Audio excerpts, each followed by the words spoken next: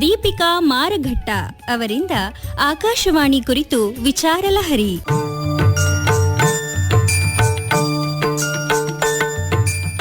ನಮಸ್ಕಾರ, ನನ್ನ ಹೆಸರು ದೀಪಿಕಾ ಬಾಬು ಮಾರಘಟ್ಟ. ಒಂದು ಧ್ವನಿ ಕಿವಿಗೆ ಮಾತ್ರ ಕೇಳಿಸದೆ ಹೃದಯಕ್ಕೆ ತಲುಪಿದರೆ ಅದು ಕೇವಲ ಶಬ್ದವಲ್ಲ, ಅದು ಒಂದು ಅನುಭವ. ಒಂದು ನಾದ ಕಾಲದ ಗಡಿಯನ್ನು ದಾಟಿ ಪೀಳಿಗೆಯಿಂದ ಪೀಳಿಗೆಗೆ ಹರಿದರೆ ಅದು ಕೇವಲ ಪ್ರಸಾರವಲ್ಲ, ಅದು ಒಂದು ಪರಂಪರೆ. ಹಳ್ಳಿಯ ಸುವಾಸನೆ ಹೊತ್ತು ಜನ ಮನಗಳ ಸ್ಪಂದನೆ ಸೇರಿಸಿಕೊಂಡು ನಿಶಬ್ದದಲ್ಲಿಯೂ ಮಾತನಾಡುವ ಒಂದು ಜೀವಂತ ಧ್ವನಿ. ಅದೇ ನಮ್ಮ ಹೆಮ್ಮೆಯ ಆಕಾಶವಾಣಿ. ಇಂದು ನಾವು ಕೇವಲ ಒಂದು ಸಂಸ್ಥೆಯ ಬಗ್ಗೆ ಮಾತನಾಡುವುದಿಲ್ಲ, ಒಂದು ಯುಗದ ಬಗ್ಗೆ ಮಾತನಾಡುತ್ತೇವೆ, ಒಂದು ನಂಬಿಕೆಯ ಬಗ್ಗೆ ಮಾತನಾಡುತ್ತೇವೆ. ನಾವಿಂದು ಇಲ್ಲಿ ವಿಶೇಷ ಕ್ಷಣವನ್ನು ಆಚರಿಸಲು ಸೇರಿದ್ದೇವೆ.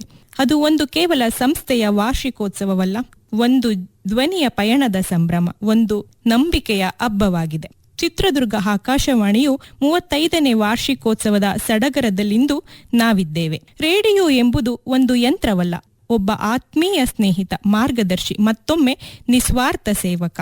ಭಾರತದಲ್ಲಿ ಮಾಹಿತಿ ಮತ್ತು ಸಂವಹನ ಕ್ಷೇತ್ರದಲ್ಲಿ ಕ್ರಾಂತಿಕಾರಕ ಬದಲಾವಣೆಗಳನ್ನು ತಂದ ಪ್ರಮುಖ ಮಾಧ್ಯಮಗಳಲ್ಲಿ ರೇಡಿಯೋ ಒಂದು. ಈ ರೇಡಿಯೋ ಪ್ರಸಾರ ವ್ಯವಸ್ಥೆಯನ್ನು ದೇಶದಲ್ಲಿ ಅಭಿವೃದ್ಧಿಪಡಿಸಿದ ಪ್ರಮುಖ ಸಂಸ್ಥೆಯೇ ಆಲ್ ಇಂಡಿಯಾ ರೇಡಿಯೋ. ಇದನ್ನು ಸಾಮಾನ್ಯವಾಗಿ ಆಕಾಶವಾಣಿ ಎಂದು ಕರೆಯಲಾಗುತ್ತದೆ.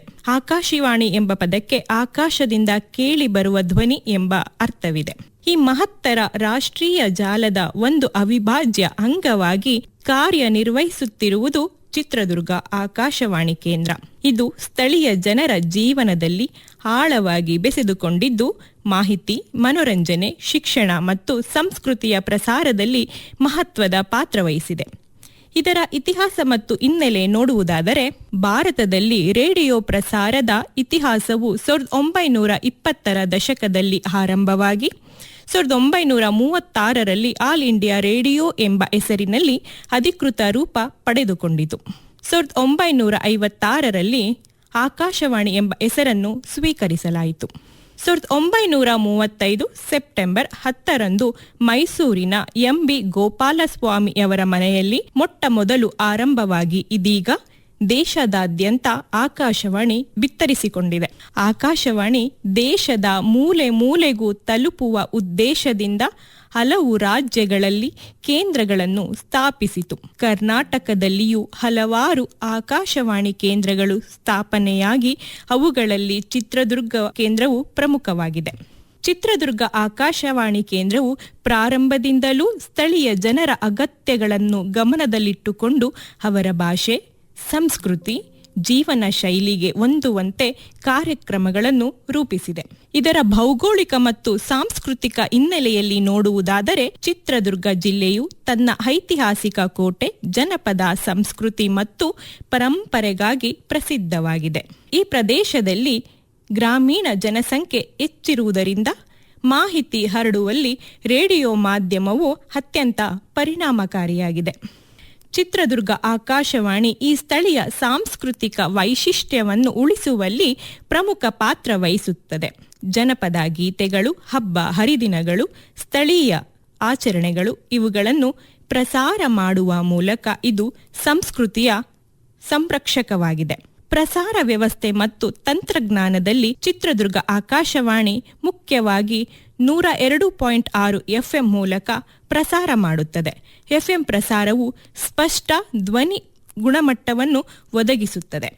ಮಧ್ಯ ಕರ್ನಾಟಕದ ಭಾಗದ ಕೇಂದ್ರ ಬಿಂದುವಾಗಿರುವ ಐತಿಹಾಸಿಕ ಚಿತ್ರದುರ್ಗದಲ್ಲಿ 1991ರ ಮೇ 3ರಂದು ಆಕಾಶವಾಣಿ ಕೇಂದ್ರ ತನ್ನ ಪ್ರಸಾರ ಕಾರ್ಯ ಆರಂಭಿಸಿತು. ಸ್ಥಳೀಯ ಸಂಸ್ಕೃತಿಗೆ, ಅದರಲ್ಲೂ ಕೋಟೆ ನಾಡಿಗೆ ಕಳಶಪ್ರಾಯವಾಗಿರುವ ಬುಡಕಟ್ಟು ಸಂಸ್ಕೃತಿ ಮೇಲೆ ಬೆಳಕು ಹರಿಸುವ ಕೆಲಸ ಮಾಡಿರುವ ಬಾನುಲಿ ಕೇಂದ್ರ ದುರ್ಗದ ಜನರ ಜೀವನದಲ್ಲಿ ಪ್ರಮುಖ ಸ್ಥಾನ ಪಡೆದುಕೊಂಡಿದೆ. 35 ವರ್ಷಗಳ ಹಿಂದೆ ಆರಂಭವಾದ ಈ ಪಯಣವು ಇಂದು ಲಕ್ಷಾಂತರ ಜನರ ಹೃದಯದಲ್ಲಿ ನೆಲೆಗೊಂಡಿದೆ. ನಮ್ಮ ಈ ಚಿತ್ರದುರ್ಗ ಬಾನುಲಿ ಪ್ರಸಾರ ಕೇಂದ್ರದಿಂದ ಜನರಿಗೆ ನೀಡಿರುವ ಸೇವೆಯನ್ನು ನೋಡುವುದಾದರೆ, ವಿವಿಧ ರೂಪಕ, ಬಾನುಲಿ ನಾಟಕ, ಜಾನಪದ ಸರಣಿ, ಸಾಹಿತ್ಯ ಸಂಗಮ, ಆರೋಗ್ಯ ಜಾಗೃತಿ, ಶಿಕ್ಷಣ, ರೈತ ಜಾಗೃತಿ ಕಾರ್ಯಕ್ರಮ, ರೂಪಿಸುವ ಮೂಲಕ ಸ್ಥಳೀಯರು ಮನಸೂರೆಗೊಂಡಿದ್ದಾರೆ. ಹಲೋ ಡಾಕ್ಟರ್, ಜ್ಞಾನವಾಹಿನಿ, ಸಾಧಕರ ಸರಣಿ, ಯುವವಾಣಿ, ಚಿಗುರು, ಕೃಷಿರಂಗ, ಚಿತ್ರರಂಜನೆ, ಕಾಣೆಯಾದವರ ಪ್ರಕಟಣೆ ಮುಂತಾದ ಕಾರ್ಯಕ್ರಮಗಳು ಈಗಲೂ ಜನರ ಆಪ್ತ ಎನಿಸಿವೆ. ದುರ್ಗವಾಸಿಗಳ ಮನೆಗಳಲ್ಲಿ, ಅಂಗಡಿಗಳಲ್ಲಿ, ಹೋಟೆಲ್ಗಳಲ್ಲಿ ರೇಡಿಯೋ ಸೆಟ್ಗಳು ಈಗಲೂ ಕಾಣಸಿಗುತ್ತಿರುವುದು ವಿಶೇಷವಾಗಿದೆ. ಮೊದಲಿಗೆ ಮಾಹಿತಿ ಸೇವೆಯ ಬಗ್ಗೆ ಹೇಳುವುದಾದರೆ, ಈ ಕೇಂದ್ರವು ದಿನನಿತ್ಯದ ಸುದ್ದಿ, ಸರ್ಕಾರದ ಯೋಜನೆಗಳು, ಸ್ಥಳೀಯ ಘಟನೆಗಳು ಇತ್ಯಾದಿಗಳನ್ನು ಜನರಿಗೆ ತಲುಪಿಸುವಲ್ಲಿ ಪ್ರಮುಖ ಪಾತ್ರ ವಹಿಸಿದೆ.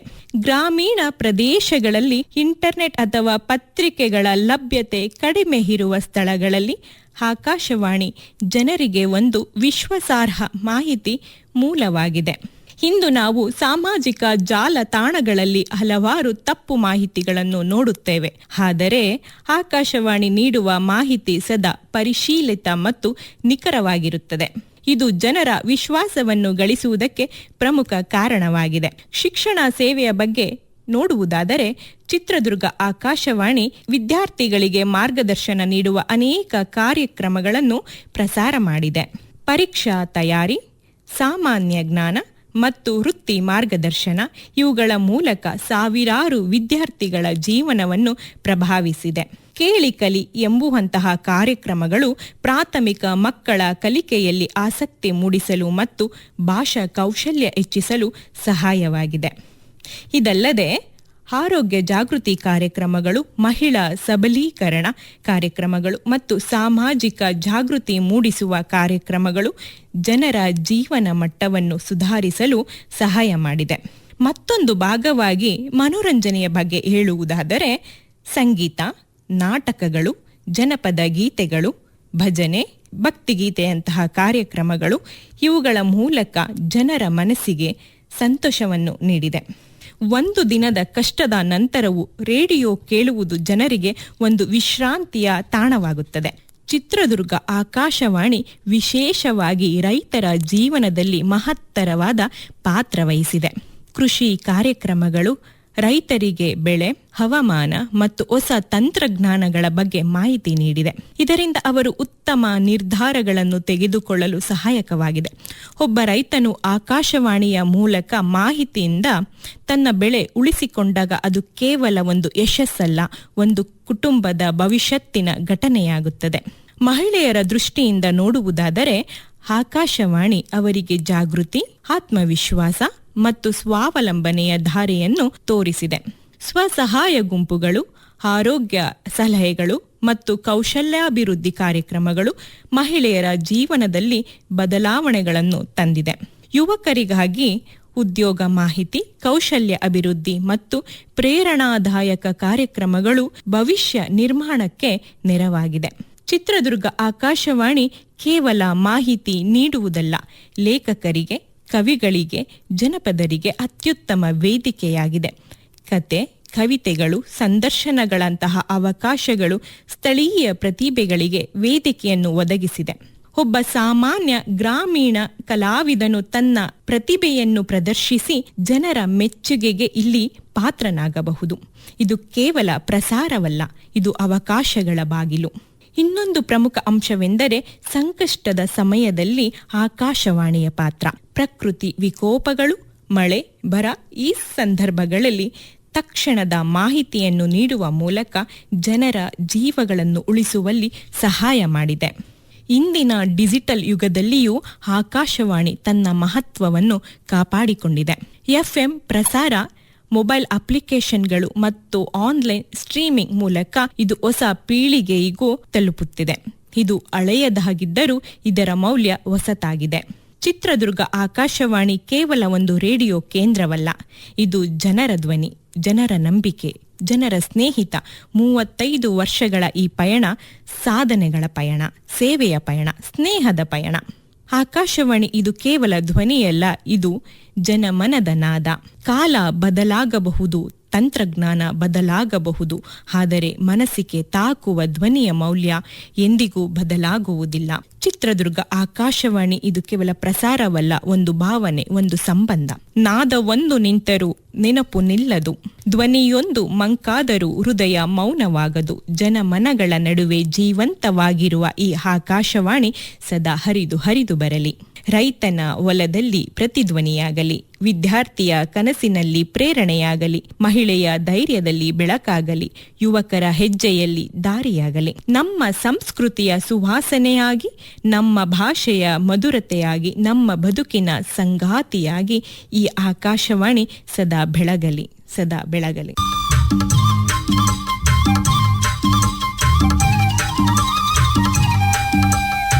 ಧ್ಯಾನಕ್ಕೆ ಭೂಮಿ ಇದು, ಪ್ರೇಮಕ್ಕೆ ಸ್ವರ್ಗ ಇದು, ಸ್ನೇಹಕ್ಕೆ ಶಾಲೆ ಇದು, ಜ್ಞಾನಕ್ಕೆ ಪೀಠ ಇದು.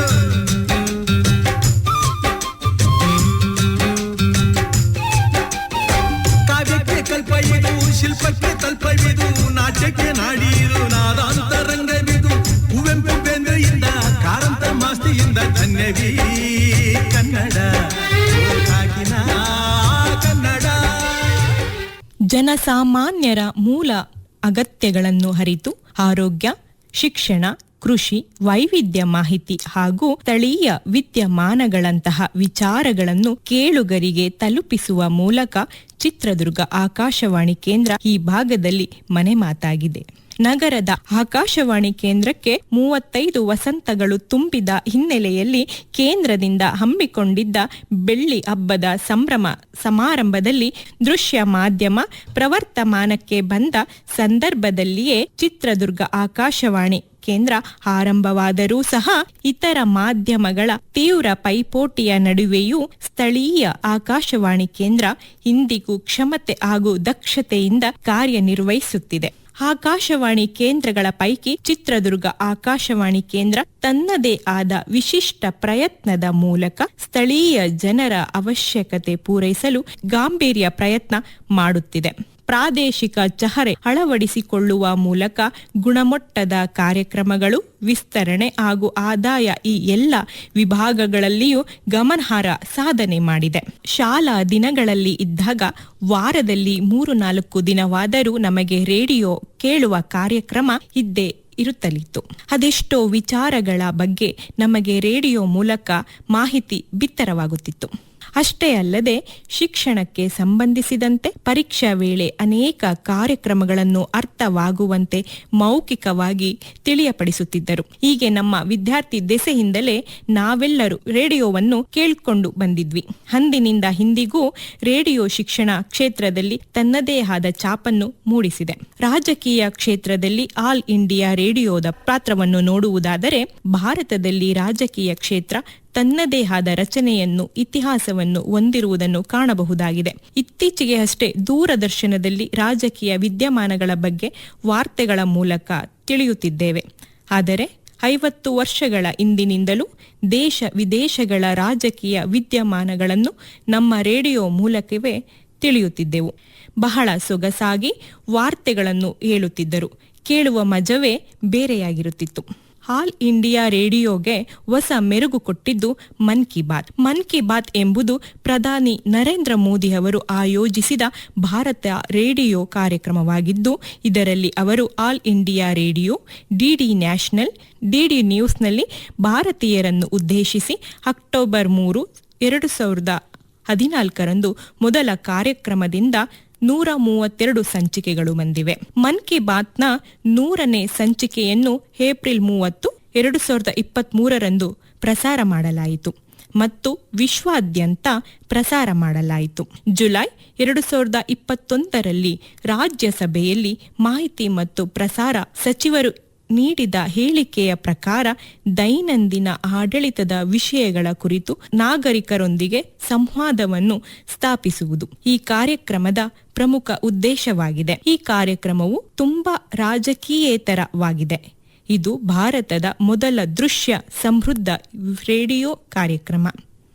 ಏಪ್ರಿಲ್ 30, 2023 ಮೋದಿಯವರ ಮನ್ ಕಿ ಬಾತ್ ತನ್ನ 100ನೇ ಸಂಚಿಕೆಯನ್ನು ಸಮೀಪಿಸುತ್ತಿದ್ದಂತೆ ರೋಹ್ಟಕ್ನ ಇಂಡಿಯನ್ ಇನ್ಸ್ಟಿಟ್ಯೂಟ್ ಆಫ್ ಮ್ಯಾನೇಜ್ಮೆಂಟ್ ನಡೆಸಿದ ಸಮೀಕ್ಷೆಯ ಪ್ರಕಾರ ಕನಿಷ್ಠ 23 ಕೋಟಿ ಜನರು ಮೋದಿಜಿಯವರ ಮಾಸಿಕ ರೇಡಿಯೋ ಪ್ರಸಾರವನ್ನು ನಿಯಮಿತವಾಗಿ ಕೇಳಿದ್ದಾರೆ ಮತ್ತು ವೀಕ್ಷಿಸಿದ್ದಾರೆ ಮತ್ತು 1 ಶತಕೋಟಿಗೂ ಹೆಚ್ಚು ಜನರು ಒಮ್ಮೆಯಾದರೂ ಅದನ್ನು ಕೇಳಿದ್ದಾರೆ. ಆದಾಗ್ಯೂ ನವೆಂಬರ್ 2022ರಲ್ಲಿ ಬಿಡುಗಡೆಯಾದ centre for the study of developing societies ನಡೆಸಿದ ಅಧ್ಯಯನವು ಕಾರ್ಯಕ್ರಮದ ಅತ್ಯಂತ ಕಡಿಮೆ ಕೇಳುಗರ ಸಂಖ್ಯೆಯನ್ನು ವರದಿ ಮಾಡಿದೆ. ದೇಶದ ಸುಮಾರು 5% ಜನರು ಮಾಸಿಕ ಕೇಳುಗರಿದ್ದಾರೆ. ನರೇಂದ್ರ ಮೋದಿ ಪ್ರತಿ ತಿಂಗಳು ಆಲ್ ಇಂಡಿಯಾ ರೇಡಿಯೋದಲ್ಲಿ ರಾಷ್ಟ್ರವನ್ನು ಉದ್ದೇಶಿಸಿ ಮಾತನಾಡುತ್ತಾರೆ. ಅಕ್ಟೋಬರ್ 3, 2014ರಿಂದ ಅಧಿಕೃತವಾಗಿ ಆರಂಭವಾದ ಈ ಕಾರ್ಯಕ್ರಮವು ಪ್ರಧಾನ ನರೇಂದ್ರ ಮೋದಿಯವರ ಧ್ವನಿ ಮತ್ತು ಯೋಚನೆಗಳನ್ನು ಭಾರತದ ಸಾಮಾನ್ಯ ಜನರಿಗೆ ತಲುಪಿಸುವ ಗುರಿಯನ್ನು ಹೊಂದಿದೆ. ಪ್ರದೇಶಗಳಲ್ಲಿ ದೂರದರ್ಶನ ಸಂಪರ್ಕ ಇನ್ನೂ ಲಭ್ಯವಿಲ್ಲದ ಕಾರಣ ಅದರ ವ್ಯಾಪಕ ವ್ಯಾಪ್ತಿಯ ಕಾರಣದಿಂದಾಗಿ ರೇಡಿಯೋವನ್ನು ಕಾರ್ಯಕ್ರಮಕ್ಕೆ ಮಾಧ್ಯಮವಾಗಿ ಆಯ್ಕೆ ಮಾಡಲಾಗಿದೆ. ಒಟ್ಟು ಭಾರತೀಯ ಜನಸಂಖ್ಯೆಯ ಅಂದಾಜು 90% ಜನರು ಈ ಮಾಧ್ಯಮದ ಮೂಲಕ ತಲುಪಬಹುದು. ಮೊದಲ ಮನ್ ಕಿ ಬಾತ್ ಕಾರ್ಯಕ್ರಮವನ್ನು ವಿಜಯದಶಮಿ ಸಂದರ್ಭದಲ್ಲಿ ಅಕ್ಟೋಬರ್ 3, 2014ರಂದು ಪ್ರಸಾರ ಮಾಡಲಾಯಿತು. ನಂತರ ಎರಡನೇ ಪ್ರಸಾರವು ನವೆಂಬರ್ 2, 2014ರಂದು ನಡೆಯಿತು. ಮನ್ ಕಿ ಬಾತ್ ಪ್ರಸಾರದ ಮೊದಲ 15 ವಿಳಾಸಗಳಲ್ಲಿ ವೆಬ್ಸೈಟ್ನಲ್ಲಿ 61,000ಕ್ಕೂ ಹೆಚ್ಚು ವಿಚಾರಗಳನ್ನು ಸ್ವೀಕರಿಸಲಾಗಿದೆ ಮತ್ತು ಕೇಳುಗರಿಂದ 1.43 ಲಕ್ಷ ಆಡಿಯೋ ರೆಕಾರ್ಡಿಂಗ್ಗಳನ್ನು ಸ್ವೀಕರಿಸಲಾಗಿದೆ. ಪ್ರತಿ ತಿಂಗಳು ಕೆಲವು ಆಯ್ದ ಕರೆಗಳು ಪ್ರಸಾರದ ಭಾಗವಾಗುತ್ತವೆ. ಜೂನ್ 2, 2017ರಿಂದ ಮನ್ ಕಿ ಬಾತ್ ಪ್ರಾದೇಶಿಕ ಉಪಭಾಷೆಗಳಲ್ಲಿ ಲಭ್ಯವಿರುತ್ತದೆ. ಕಾರ್ಯಕ್ರಮದ ವ್ಯಾಪ್ತಿಯನ್ನು ಸಾಧ್ಯವಾದಷ್ಟು ವಿಸ್ತರಿಸುವುದು ಗುರಿಯಾಗಿದೆ. ಕಾರ್ಯಕ್ರಮದ 50ನೇ ಸಂಚಿಕೆಯನ್ನು 25 ನವೆಂಬರ್ 2018ರಂದು ಆಲ್ ಇಂಡಿಯಾ ರೇಡಿಯೋದಲ್ಲಿ ಪ್ರಸಾರ ಮಾಡಲಾಯಿತು. ಹೀಗೆ ಮನ್ ಕಿ ಬಾತ್ ಎಂಬುದು ರೇಡಿಯೋ ಕ್ಷೇತ್ರದಲ್ಲಿ ಹೊಸ ಕ್ರಾಂತಿಯನ್ನು ಸೃಷ್ಟಿಸಿದೆ.